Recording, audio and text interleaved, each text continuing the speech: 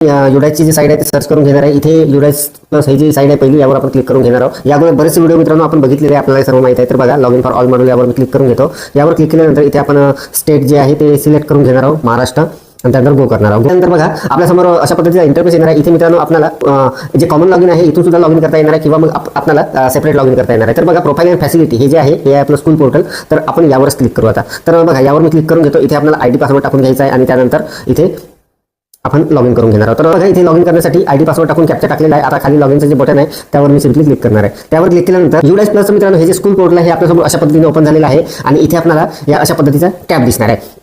तर मित्रांनो, इथे आपल्याला बाकीच्या टॅबचं तेवढं काही काम पडणार नाही. इथे आपला डाटा कॅप्चर म्हणून आहे, या टॅबवर आपल्याला क्लिक करायचं आहे. यावर मी क्लिक करून घेतो. यावर क्लिक केल्यानंतर बघा, आपण जो भरलेला डाटा आहे हा संपूर्ण अशा पद्धतीने आपल्याला दिसणार आहे. तर संपूर्ण मित्रांनो माहिती आपण भरलेली आहे, त्यामुळे अगोदर भरायची होती ही आणि सर्वांनी भरलेली आहे. आणि इथे जर स्टेटस बघितलं तर प्रत्येक माहितीच्या समोर आपल्याला कंप्लीटचं स्टेटस दिसणार आहे. तर मित्रांनो, दरवर्षी आपल्याला ही जी माहिती असते ही भरल्यानंतर काही दिवसानंतर तिथे ही जी माहिती असते ती सर्टिफाय करायची असते. तर त्याची एक वेगळी टॅब तिथे ऍक्टिव्ह होत असते. तर यावर्षी ही जी टॅब आहे मित्रांनो आता ऍक्टिव्ह झालेली आहे. तर बघा, सगळ्यात खाली जर आपण इथे आलो तर इथे आतापर्यंत या दोन टॅब होता, डिटेल रिपोर्ट कार्ड आणि स्कूल रिपोर्ट म्हणून. आणि आता मित्रांनो इथे स्कूल सर्टिफिकेशन ही जी टॅब आहे ही आता इथे ऍक्टिव्ह झालेली आहे. न्यू असं फ्लॅश होत आहे तिथे, म्हणजे हे आता ऍक्टिव्ह झालेली आहे. तर मित्रांनो, अत्यंत महत्त्वाची ही टॅब असणार आहे, कारण आपल्याला हा जो संपूर्ण डाटा असणार आहे स्कूल पोर्टलचा, आपल्या युडाईस प्लसच्या स्कूल पोर्टलचा, हा सर्टिफाय करणे आवश्यक असणार आहे. तर बघा, त्यासाठी आपल्याला काय करायचं आहे की आपल्याला स्कूल सर्टिफिकेशन ही जी टॅब आहे यावर सिम्पली क्लिक करायचं आहे. मोबाईलवरून अगदी सहजपणे आपलं काम होणार आहे. तर बघा, आपल्यासमोर अशा पद्धतीचा इंटरफेस इथे उघडलेला आहे. आता सर्टिफिकेशनवर आपण क्लिक केल्याबरोबर तर इथे मित्रांनो आपल्याला खाली मुख्याध्यापकाचं नाव दिसणार आहे, इथे डेट दिसणार आहे,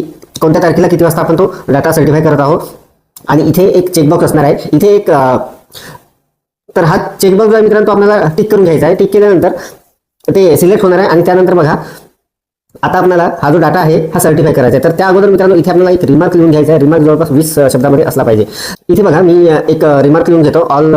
तर मित्रांनो बघा, इथे मी एक रिमार्क लिहून घेतलेला आहे आणि रिमार्क लिहिल्यानंतर आता आपल्याला हा जो डाटा आहे हा सर्टिफाय करायचा आहे. तर अगदी सहजपणे मोबाईलवरून अगदी सहजपणे मित्रांनो आपला हा जो डाटा असणार आहे हा सर्टिफाय होणार आहे. सर्व काम आपलं झालेलं आहे. आपण हा चेकबॉक्स जो आहे तो टिक करून घेतलेला आहे. इथे रिमार्क लिहून घेतलेला आहे. खाली आता सर्टिफायचं बटन आहे, यावर सिम्पली क्लिक करायचं आहे. तर बघा, त्यावर मी क्लिक करतो. त्यावर क्लिक केल्यानंतर बघा, एक कन्फर्मेशन आलेलं आहे, are you sure to one school profile and facility data. Information आहे मित्रांनो, आपल्याला विचारत आहे की आपल्याला हा डाटा सर्टिफाय करायचा आहे का. तर बघा, इथे आपल्याला सिम्पली कन्फर्मवर क्लिक करून घ्यायचं आहे. यावर मी क्लिक करतो आणि हे क्लिक केल्याबरोबर केल्यानंतर बघा मित्रांनो, आता इथे एक एरर आलेली आहे. तर इथे बघा, स्कूल लेवल सर्टिफिकेशन फेल म्हणून दाखवत आहे आणि इथे एरर जे आहे म्हणजे कुठे फेल होत आहे ते इथे लिहून येणार आहे. तर डिटेल आर नॉट अपडेटेड आणि स्टेटस त्याचं फेल आहे. तर या कारणामुळे मित्रांनो हे जे सर्टिफिकेशन आहे हे सर्टिफाय होत नाही हा डाटा.